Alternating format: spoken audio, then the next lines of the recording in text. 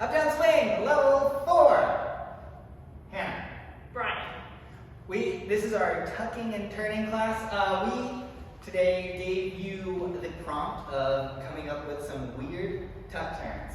And you did a really good job. We had some from you that were like arm touches, a hip touch. We had the sideways one that way, yeah. And then we gave you a specific challenge to do one in left to left. And I don't remember what all those were. So you had to do that. And then we switched to our other theme, which was timing, and we talked about the 6 count. 5, 5, versus the